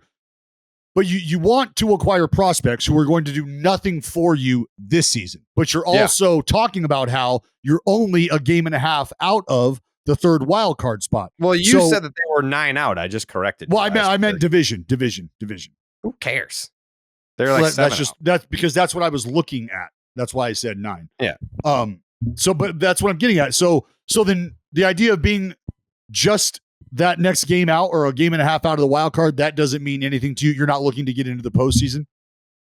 No, honestly, I don't. That doesn't really do anything for me unless they had made a move. Like, I think I guess when we had that discussion about names that we were surprised that didn't move, I'm not saying I'm shocked that Dylan Cease wasn't traded, but I got a much bigger question though. I got a much different, like, so then as a fan of a big market team that sits 1.5 games out of a wild card, you are announcing to the world that you're okay with not pursuing that postseason berth. Right now, you just said that's the name. That's the name. Like, I think if you were to, I think if you had traded James Paxton in a deal with the Dodgers and acquired a couple of top 100 guys, you're replenishing some of what you would have had to go out and trade for Dylan Cease because he's got this year and he's got 2 more years. Like, okay, but you're still a game and a half out, and you're telling us right now we just gave the Cleveland Guardians shit for being 2 games out of the division and selling. You're you're not selling if you acquire Dylan Cease. What do you mean acquire? So you're Dylan saying like Cease? a buy sell is what you're saying. Yeah, so like James sell Paxton's Paxton, a rental. have that be 50% So move of what Paxton, you get pay the for. prospects that you can then go and get Cease with. No, but it would be somewhat of like a replenishing the farms. Like, you're going to have to go way high to get a Dylan Cease. You're dealing from guys that are already in your system that are high up. You're replenishing the farm system, so you're not just depleting it all on one deal. But yeah, you sell high on Paxton. You do what you got to do to get Dylan Cease. You're buying and selling at the same time. And I think it's not like you're acquiring a guy in Cease to now be able to go for it. Like you've extended your window like another 2 years. Well, yeah, you're trying to work a. Yeah, you're trying to work a 3-teamer, right? Right. That's what you're. That's obviously. Well, it doesn't all have to be on the same trade, but like, yeah, like it's all the same dedeadline, sure. But yeah, that's now you're going to go into the off season. You're going to have less of Dylan Cease, like because I feel like if you had acquired him now, you could make a run. Like I'm not saying that you're winning a World Series or anything like that, but people didn't feel that way about the 21 team. But I think White Sox fans probably at the end of that deadline were looking up, being like, "How the fuck is this guy still here?" Like, they're going to have other opportunities. Like maybe he gets moved this offseason. Maybe some of the conversations that teams had with the White Sox will set the framework for what a deal could look like this winter for Dylan Cease. Because I don't know what they've said. I don't think that they're planning on contending next year, are they? Are the White Sox really going to sit there and say, yeah, all right, we're going to hang on to him because we feel like we can actually go for it, make a run for it next year? Like, they don't fucking feel that way. There's no chance. Because that's another team that spends absolutely nothing in free agency. This is not a 1-year turnaround for the Chicago White Sox. So if they didn't move Cease this deadline, you better fucking move him this winter. What are you hanging on to him for? To win 76 games and still make the playoffs in the AL Central. I guess. But that's what I would attempt. I'm not saying, I don't know. I don't have those conversations, or at least I haven't had them yet, about what the Red Sox attempted to do. Maybe they did. Maybe they did try to trade for Dylan Cease. I know they called on Mitch Keller. I know that phone call was made. But the prices were astronomical. You look at what some of these rental starters were going for. Well, now just think about what a guy that has 2.5 years of control left would cost. So, well, it's all about show me how important that last wild card spot is to you. And that's the big, broader conversation I've been trying to have, is when teams show you that they're not willing to move and they're willing to stay pat because they're in that operating space right there, I think it says a lot about where a franchise is going or where a franchise is comfortable staying. The one thing I'll say about the Red Sox, certainly like vis-a-vis the Yankees, is that to me, as a neutral person, you can now see much more of a near-term future for this Red Sox lineup in particular than I could at the start of this season. So like the Yankees, to me, it's like all about Judge and Cole, and it's like, where does the rest of the success come in? To me, like the Red Sox have now identified like 3 or 4 people who you hoped were going to be core contributors moving forward, entering the season, have now, to me, like pretty clearly identified themselves as core contributors moving forward, who are also under contract for an extended period of time. And like, I understand that, Jared and Red Sox fans are like frustrated that there wasn't a definitive direction picked. But I do think there's like a silver lining or some level of solace in that fact that there's an outline here, it feels like. Well, they got half a lineup spoken for moving forward, which that's is kind of what I'm deal. saying. Like, and Duran and Cassis, between Duran, Yoshida, and Cassis, I'm not sure that you knew exactly what you were going to come out of this season with. And right now, it looks like you've come out of the season with like 33% of a really devastating 9-person lineup, and then you've got Bayo on the pitching side. You got Devers. Well, Devers, don't forget, right. But we already knew about that, right? So, like Yoshida, Cassis, and Duran, you did not know about fully entering the season, and the same with Bayo. And we've talked about him on the pod plenty of times, but he's fully delivered as well. I don't know. That to me is a little bit. More what that also makes the Red Sox have going on. That makes the Red Sox left-handed. It does. You can find righties, which is why they have a decision to make on Verdugo as well. Which I feel like that's going to be one where they move on. You're going to give him a Benintendi contract? I don't think so. That's probably what you're talking about. That's the benchmark. So, anyways, yeah, I am disappointed, to say the least. Sounds like I need better help, because I got to talk about my frustrations. I got to talk to someone that's an unbiased third party, not someone like Dallas that's just going to make me feel worse about myself. What? I love you. Yeah. What? Yeah, it's I'm at a time in my life right now where Nobody's done more for your mental health than me. I stand by that confidently. Confidently. Yeah, probably. Probably. Confidently. Actually, I was on the phone last night. I was having a conversation with someone about we were like, oh yeah, like I don't really like drink a ton. Like, yeah, like, but I was like, you don't really smoke. No, I've probably smoked weed like maybe 20 times in my life. What about you? I was like, there's this one time that I think I smoked enough weed for like an entire like 3 years supply of marijuana consumption for my entire life. So that story, the San Francisco 420 story, came up last night. I did tell that in full detail last night. Love that. Terrifying. Did they enjoy the story? They enjoyed the story. Enjoyed the story. Wish that there was that's the craziest part, is that there's no documentation Video? that this ever happened. Yeah. Jared walking down the street looking for handrails on a flat surface. Yeah, there is no Help!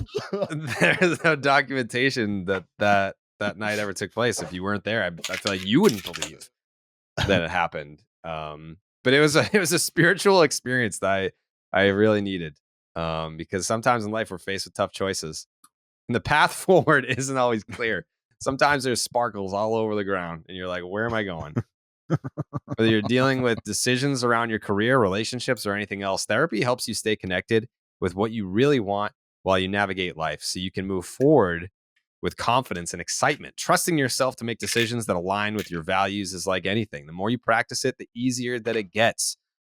Online therapy, been doing it since 2019. I've done in person, I've done online. I think, at least for my schedule, I'm sure a lot of you people listening, you guys are busy. You guys are on the go. You have families, you have jobs, you have things that you need to take care of in life. So the online therapy experience, highly recommend. Been doing it since 2019, like I said. It is quite helpful for learning positive coping skills and how to set boundaries. It empowers you to be the best version of yourself. It isn't just for those who have experienced major trauma. If you're thinking of starting therapy, give BetterHelp a try. It's entirely online, designed to be convenient, flexible, and suited to your schedule. Just fill out a brief questionnaire to get matched with a licensed therapist and switch therapists anytime for no additional charge. Let therapy be your map with BetterHelp. Visit betterhelp.com/baseball to get 10% off your first month. That is BetterHelp.com/baseball. Shout out to BetterHelp. They're helping people out. Okay. The Cubs bought Candelario. That was a sought after name. Where are we at on the Cubs buying? Because I feel like a very similar discussion that has been surrounding the Red Sox, where the Red Sox had the best record in baseball in July. And I turned on sports radio this morning, and they're like, that's the worst thing that could have happened to this team. And that Heim probably prefers the Red Sox didn't win in July, so that they could have had a clear direction. They could have, if they were 5 games out instead of a game and a half, then they're probably just going to sell. They would have a clear direction.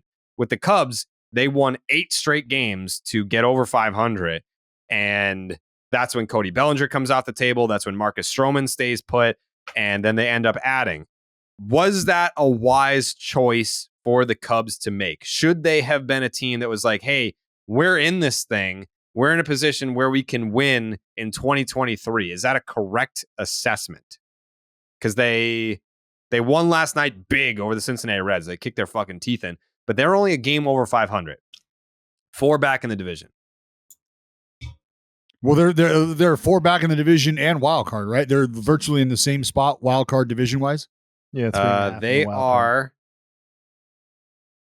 3.5 back in the wild card, but the D-backs, Marlins, and Brewers are ahead of them.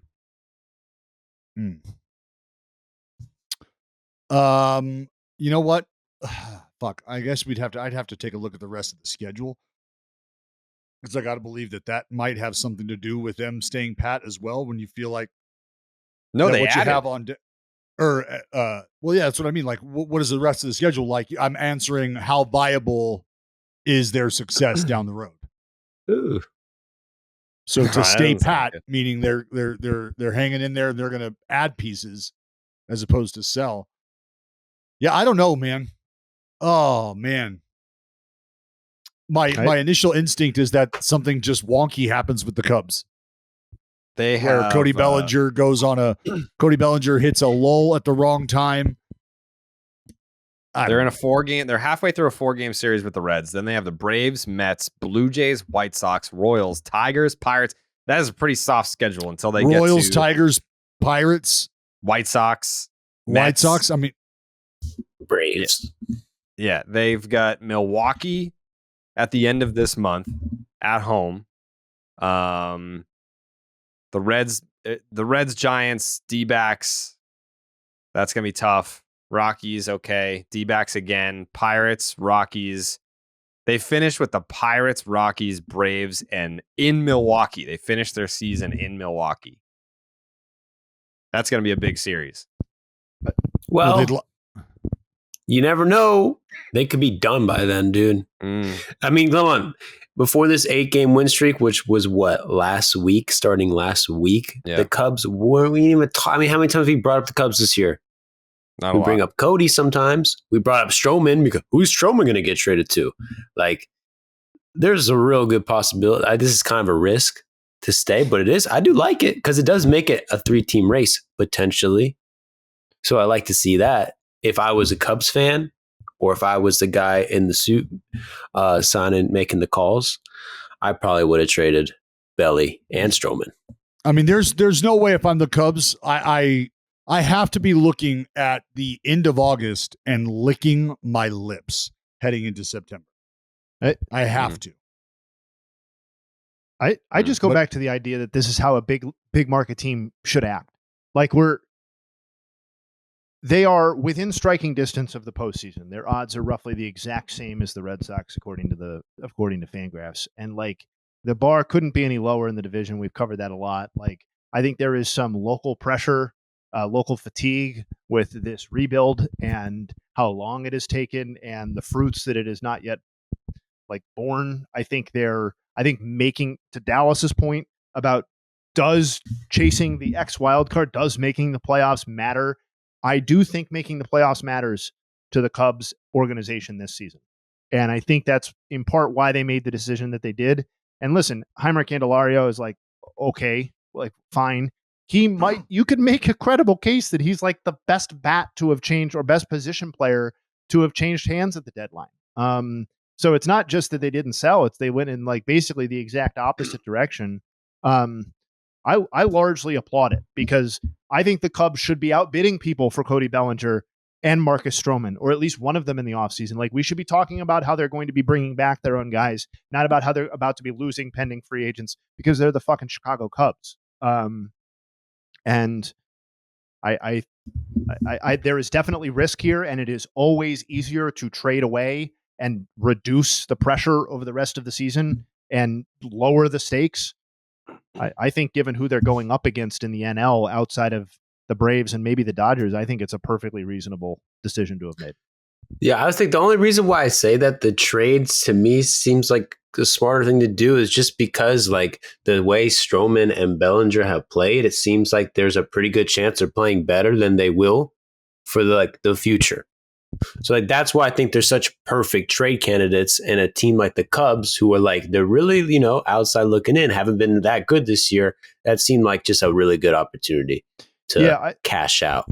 I also think like there are more prospects on the way for the Cubs for sure, but this team isn't like totally not built to win right now, right? Like you have a lot of pieces. Like Ian Happ is a veteran who's not getting any better. Like Nico Horner is about as good as he's probably going to be.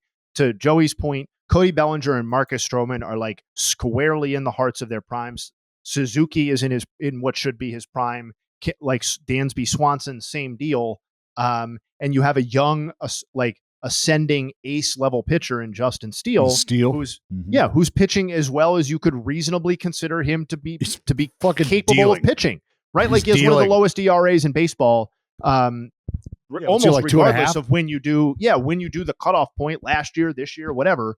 I think it's like, I just think it's reasonable that this team viewed this as a decent shot for this core of the team. And I don't think they gave up so much to get Candelario. I mean, I know there's opportunity cost in not trading Bellinger and Stroman, but to me, this is how the Cubs should be behaving when they're in this sort of situation relative to the playoffs. I wouldn't have mind if the Cubs went out and got a starter. That I think is what I was maybe expecting from Chicago, because they've got some guys in that rotation that, I mean, look, Kyle Hendricks pitched well. Tyon has not thrown the ball well. But Stroman, Steele, Hendricks, and you give them another shot in the arm there. I think the Cubs have a shot to creep their way in. I guess, like, if after all the money that they spent on Dansby Swanson, I could see the organizational philosophy being like, look, we spent all this money on Dansby, like, we went for it and we made the postseason. I feel like they are a team that would be happy just to get there. At least this year. I'm not saying overall, like the grand scheme of things. Like, there are teams where it's like, oh, we'd rather not get there, get a better pick, or like sell, get prospects from selling at the deadline and getting a better draft pick at the end of the year. The Cubs are not one of those teams. I feel like the Cubs would be very happy to just get there this year.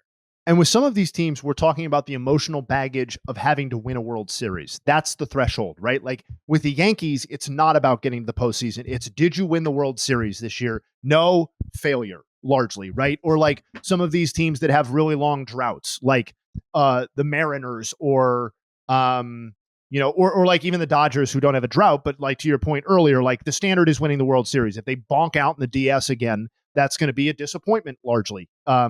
But with the Cubs, like they won their the emotional baggage World Series. It seems like a long time ago, but it was only 2016.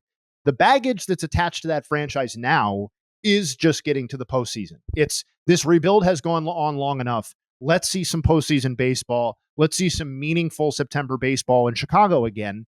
And I think you're 100% correct that, like, I won't speak for the players. I think the team, the organization would be happy to get to the postseason and just see what happens.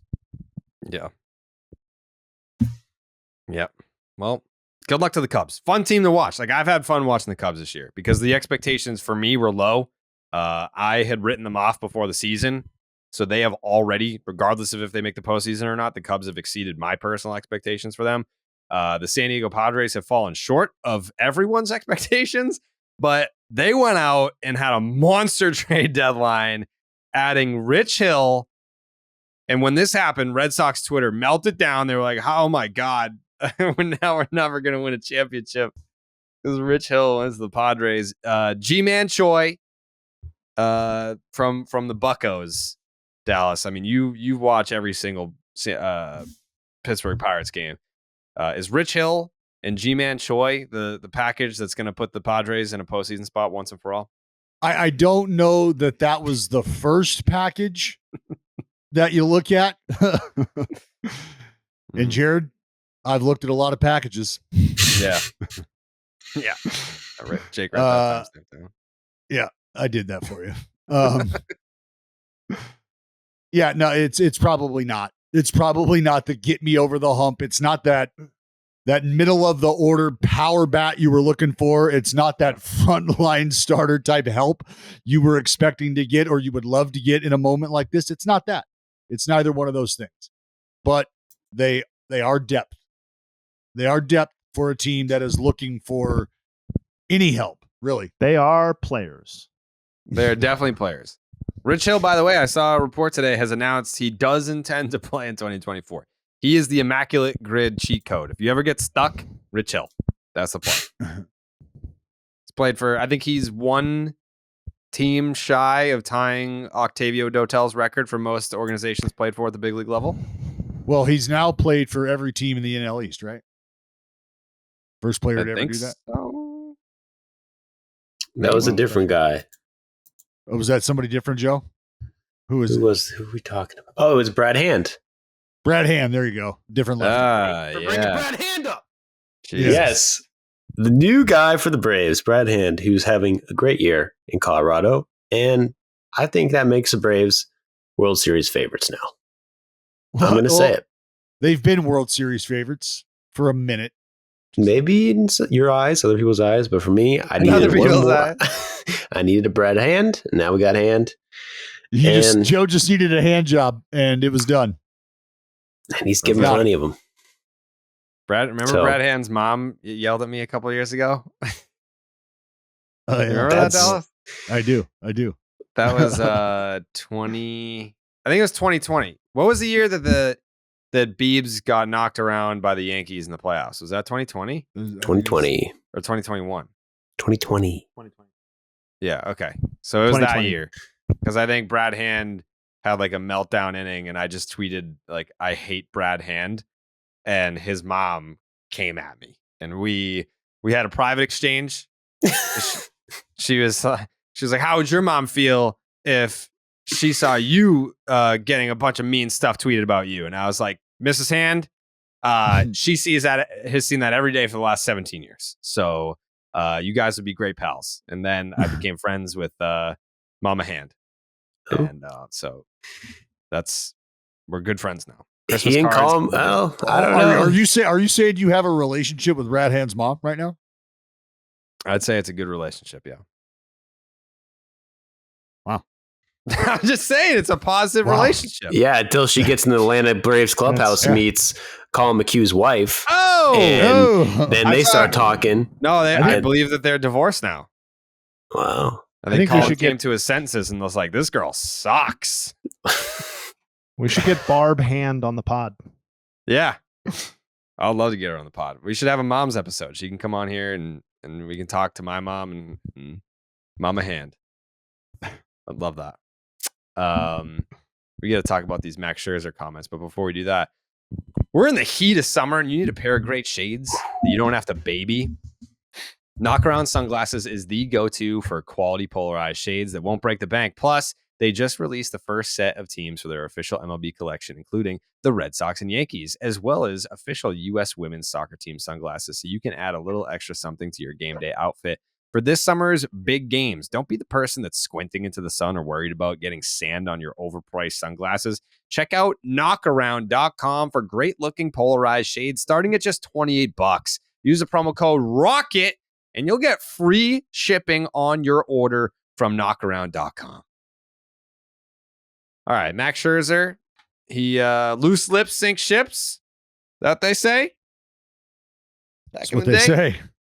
Loose lips sink ships, and Maxie had some loose lips talking about Billy Epler and the Mets' future plans. This is from The Athletic.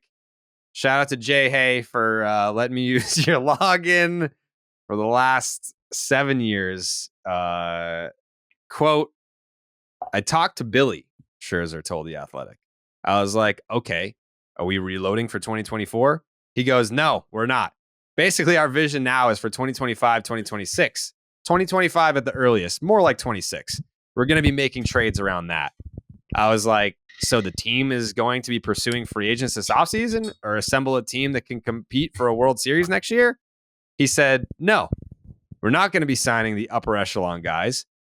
We're going to be on the smaller deals within free agency. 24 is now looking to be more of a transitory year." Are you done reading? I'm done reading. To me, it's great because it's exactly the questions that we were asking in the last podcast. It was like, okay, so you've traded Scherzer and Verlander. What does that mean for 2024? And how are you supposed to get back to World Series contender status? And I believe we were all on the same page that there was not a pathway for them to get there. Mm-hmm. And it's so interesting to me that these quotes came out like 24 hours later and that Scherzer was asking and prodding for the same questions. I think rightfully so, but this is why it's fascinating. This is what the Justin Verlander deal or the initial Max Scherzer deal meant, right? Was all right. So he's gone. What does that mean? Is there any chance that Verlander leaves? Right. And now we have the Mets confirming that that's exactly what it meant. And now the trickle down impact, which they got to in the article, is what does this mean for Pete Alonso? Right. Because they basically said they're going to entertain trading guys who are not under contract, beyond 24. and Alonso would fit under that category. I mean, I don't know. It's just a lot of the questions that we asked, and I don't know that we have any more answers really, but the answer we do have is that it's not going to be an immediate reload for the 24 Mets. Did the Mets ran out of money? They can't just buy more free agents this offseason? What happened? I thought they had endless pockets. You guys, Steve Cohen. Wait. Are you? Hold on. Exactly. If we're really no. If we're really going to do this, you are going to come on this podcast on the heels of them spending $90 million to make people go away and buy prospects and say and do the Steve Cohen has no more money thing. Like they all they've done is flex their financial might since the last time we've talked about this. Like they could go out and spend free agents this offseason. That's clearly something they're capable of doing. What they are saying is that they are choosing not to do that because they realize that they don't have the supporting roster to do it. What I'm saying is that everyone's giving the Mets a big pat on the back. Oh, spending. I know it looks bad that they had to trade the two guys they paid $1 billion worth, but it's good because they spent it. Now they're getting prospects. We have to acknowledge the Mets suck and they fucking failed and they shouldn't have signed these two guys for so much money. Now they have to stop trying to win for a year. No. You can say that they failed. What they not signing these two guys, you know what you don't get if you don't sign these guys? The prospects that they got back in return. Like there's they no did way, have to pay for them.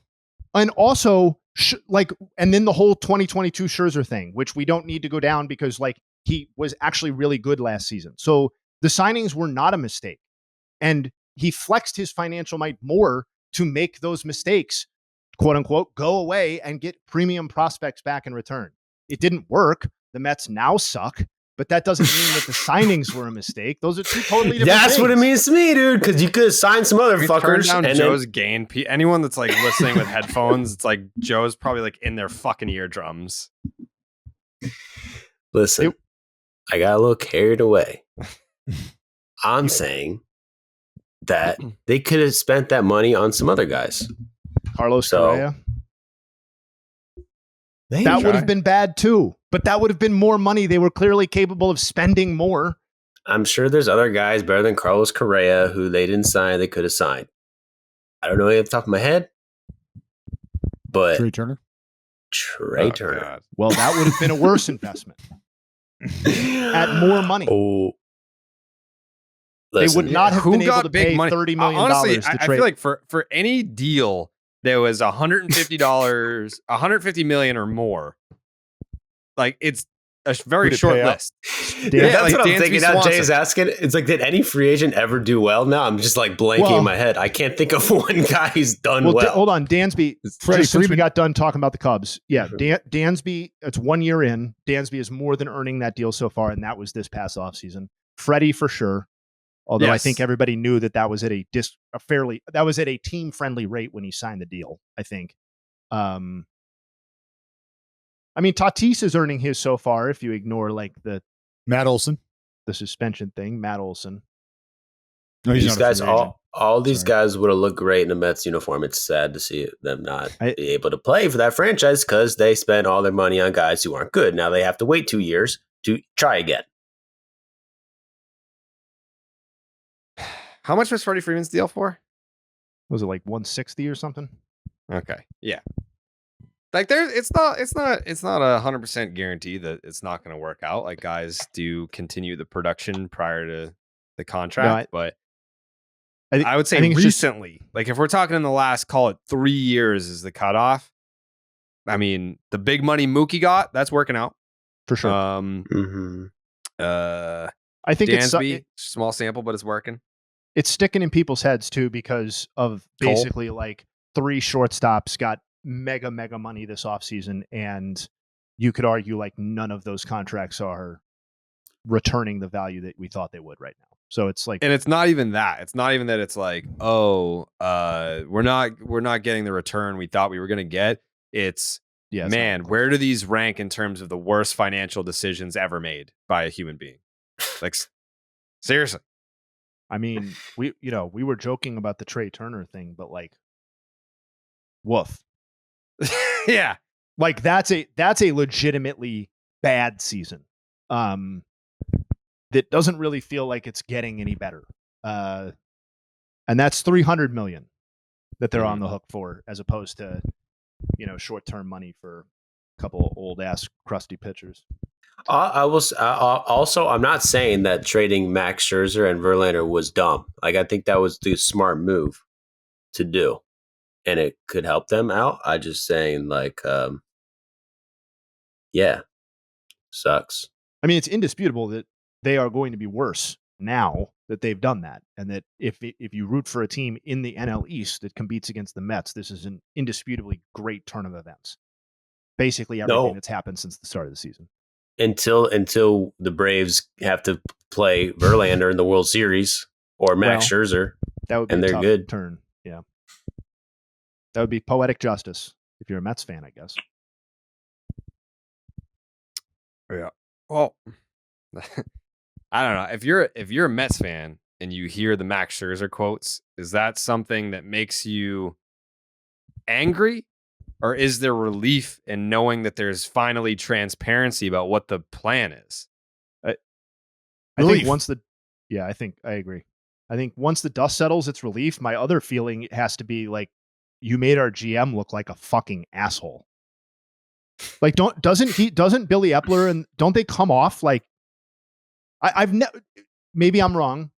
I don't recall an article. I would say no, only because they weren't public comments. If you had a press conference, all right, it's 6 p.m., it's 6:15, Billy Epler meets with the media, and he's like, yeah, we're just not going for it. Like, maybe 25, probably 26. I don't know. Definitely not next year, though. Like, then you're an asshole. But Max Scherzer revealed a private conversation. But that's why. Okay, so maybe asshole is the wrong word. The fact that it was a private conversation and not public comments is why I'm saying what I'm saying. Like, I feel like maybe. Well, what would you have the Mets do? Show their entire hand?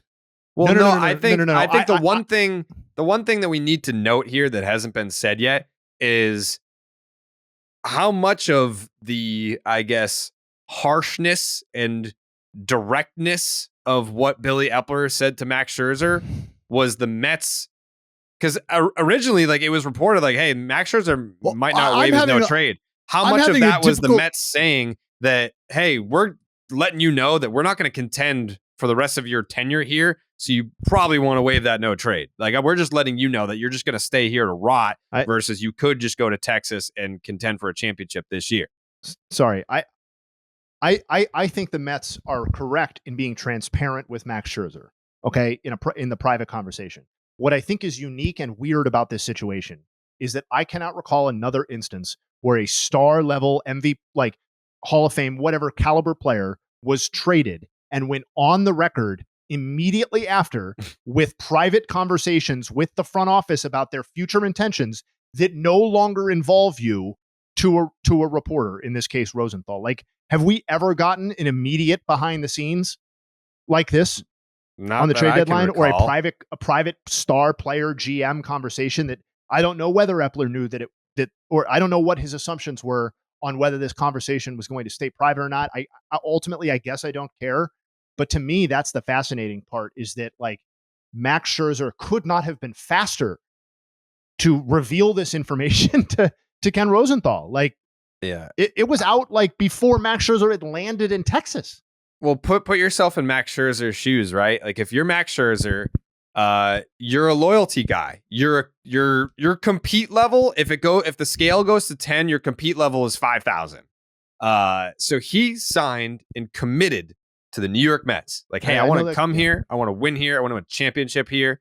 And the second that it looked like shit was hitting the fan and things weren't going well, maybe he said, like, hey, this is going to be a bad look on me if the second that things are going wrong. Not only did I get traded, but people know I had to agree to this. Like, I had to waive my no trade clause to be like, see you the fuck later.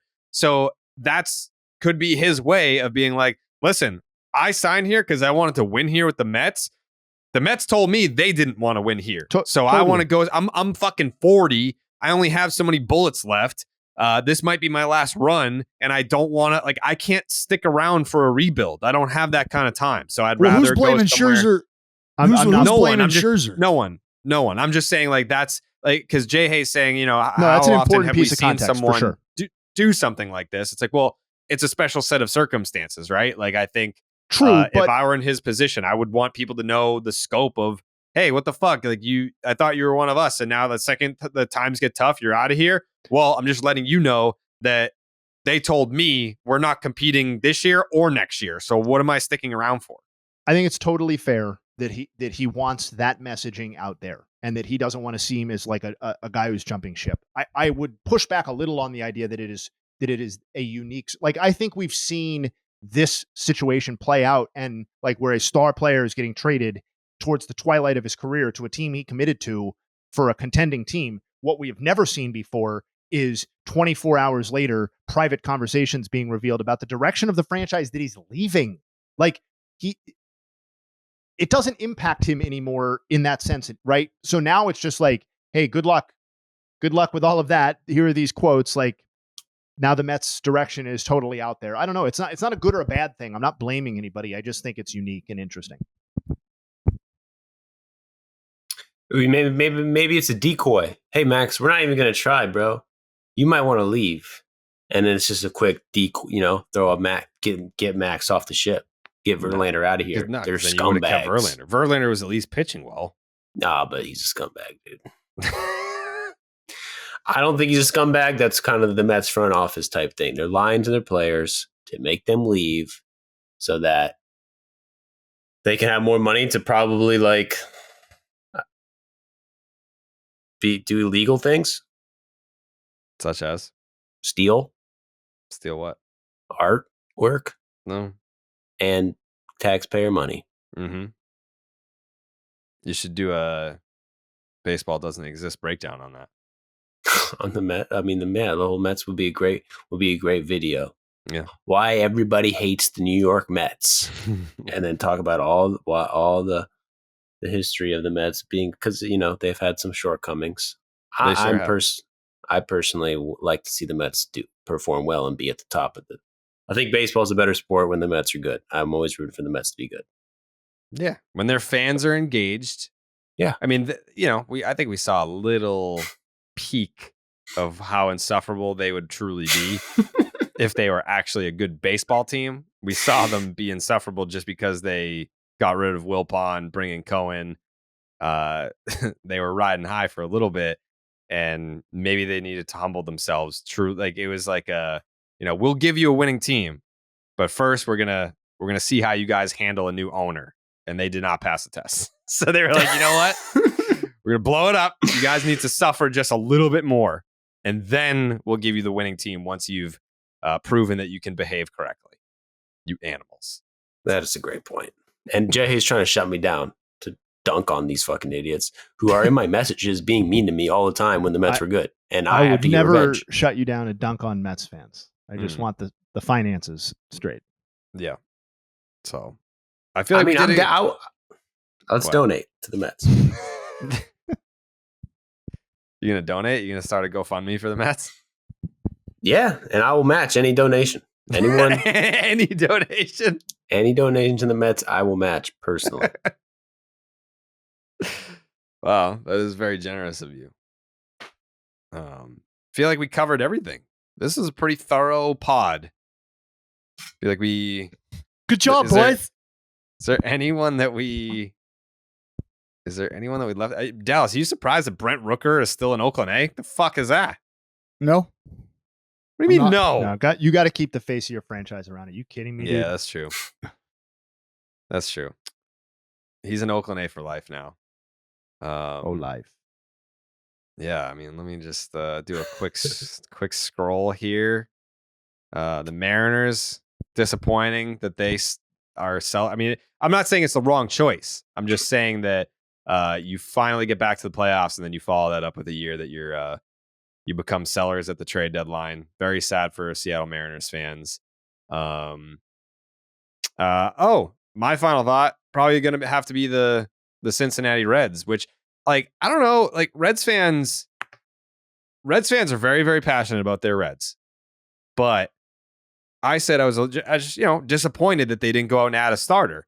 And they got mad at me by being like, we have the fourth best starting pitching ERA in the National League in the month of July. I'm like, cool.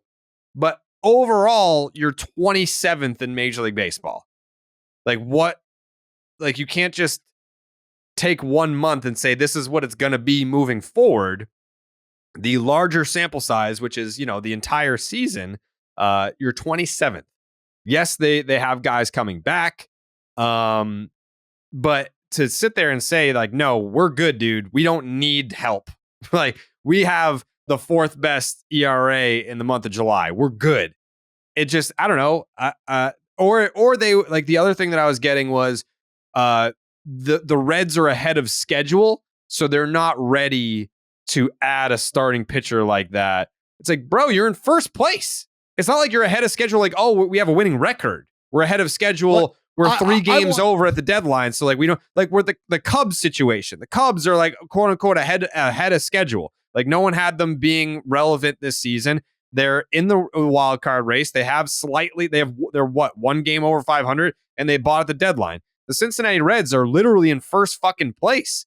So how is we're ahead of schedule a reason to not add a starting pitcher when that is clearly far and away your biggest need if you're going to go into the postseason and make a run? I don't know. I want organizations to start interpreting the idea like this is how I interpret it, and this is the optimist in me. If you're ahead of schedule, then for me that would mean a larger window of winning than you initially anticipated. Yeah. So why are we not interested? The Braves in 2017 were ahead of schedule. When did Acuna come up? Was that 18 or 17? 18. Okay, so in 18, the Braves were ahead of schedule.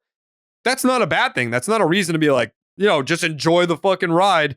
We're not going to add. We're not going to help them out. We're not going to supplement. Like, yeah, they're winning and no one expected them to, but they're winning. That doesn't mean we're going to add. Like, that doesn't make any sense to me, especially in the case of the Reds when you are in first place. You're not just like, I just got another tweet right now. You are short-sighted. Hopefully the Reds make the playoffs, but a long-term approach is the only way to catch the Atlanta Braves. Why is catching the Atlanta Braves the goal? Like, look at the Baltimore team as an example. If they need another starter, sign a free agent in the offseason. The Baltimore Orioles traded for fucking Jack Flaherty. What are you talking about? There is an entire generation of baseball fan. I'm part of the age group that is like a diseased brain when it comes to like their fandom and rooting for their teams, because they've bought into this front office style of thinking where it's like, oh, we're opening up a large window of contention and we want to be self-sustaining and efficient and flexible and all these buzzwords. And it's like, what we really are talking about is that the Reds are ahead of schedule, and that means we have a built-in excuse to not add any future payroll or any payroll to this season. And I think that's really what it boils down to for this franchise specifically too, which has basically no recent history of spending. Like the bar to have improved this pitching staff is like 1 tick above Rich Hill, right? Like it's basically anybody else who was available above the Rich Hill line, I think would have made something of a difference for this team. And you don't have to have broken the bank to go get that. I know we floated Giolito a lot for the Reds, but like, again, it didn't have to be him for them to, and your point, like, yes, the Reds' goal shouldn't be to build the quality of roster and sustained excellence that the Atlanta Braves feature, right? Like, they don't have the payroll or the willingness to spend that the Braves have either to sustain that. And like, this idea that the Reds are going to be opening up a 10-year window of winning is fucking nonsense. It is nonsense, and it's not supported by anything. Like, as soon as these guys get expensive, they're going to do the whole cycle again. Like, and I know that's way down, that's like 4 or 5 years down the line, but it is coming. Like, this is the window in a lot of ways. It starts right now, to Dallas's point. It's longer than we thought, but it starts right now. And it's disappointing. They're an exciting team. Could have gotten a little bit more exciting. That's what I'm saying. Like, I feel like the players in the clubhouse were probably looking around being like, man, no one gave us a shot at the beginning of the year.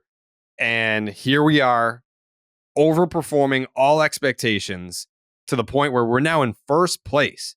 And we have a glaring Achilles heel, and it is our starting pitching. And yeah, I totally get it. Like the going rate for a starting pitcher and even rentals, it was high. But you are the Cincinnati Reds. To Jay Hayes' point, when the Ellie De La Cruzes of the world are coming up on expensive arbitration years or free agency, the Cincinnati Reds are probably not signing those checks. So if you want, like, you've already started his clock, he's here. The window is open. Like, I don't, it's like, I would hate to waste, like, look at the Seattle Mariners, for example. It's like, yeah, we've got something going. We got back to the playoffs. You can't take for granted the fact that you can get to the playoffs in a single year, because the next year you might be sellers. And now we gotta like look in a different direction now. Not every rebuild culminates in a Dodgers style run, right? Where it's just like, how the hell do they keep producing and keep winning and all this stuff? Like that isn't the goal. Like, sometimes the end result or the near end result of a rebuild is what looks like a 90-win team, right?